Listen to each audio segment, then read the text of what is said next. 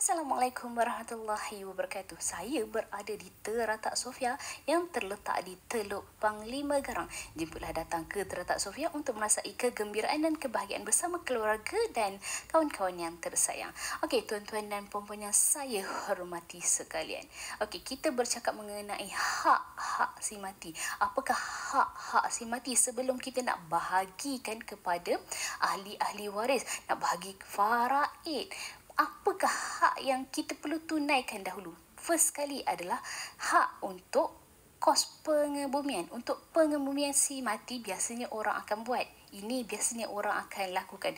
Yang kedua adalah menyelesaikan hutang piutang si mati. Hutang dengan Allah, hutang dengan manusia. Hutang dengan Allah tu seperti badal haji, nazar, fidyah ataupun kafarah kalau ada bersetubuh di waktu Ramadan, siang hari di waktu Ramadan. Itu adalah kafarah.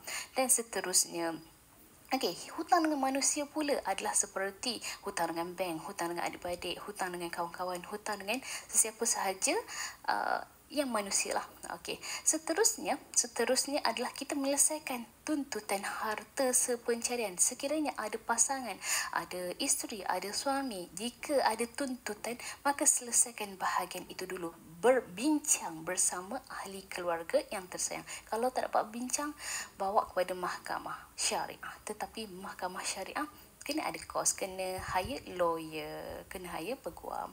Okey, seterusnya adalah menyelesaikan wasiat yang telah ditinggalkan oleh si mati. Contohnya si mati ada nak tinggalkan 10,000, 100,000 kepada masjid ataupun anak-anak yatim. Contohnya, dan ia tidak lebih daripada 1/3, ia perlu diselesaikan dahulu. Kemudian barulah yang kelima, kita bahagikan faraid itu kepada ahli waris faraid.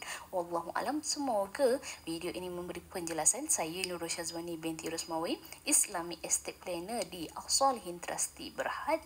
Sekiranya tuan-tuan dan puan-puan ada nak buat wasiat, hibah ataupun nak selesaikan harta pusaka yang terbeku, boleh hubungi Nurul Syazwani binti Rosmawi. Assalamualaikum warahmatullahi wabarakatuh.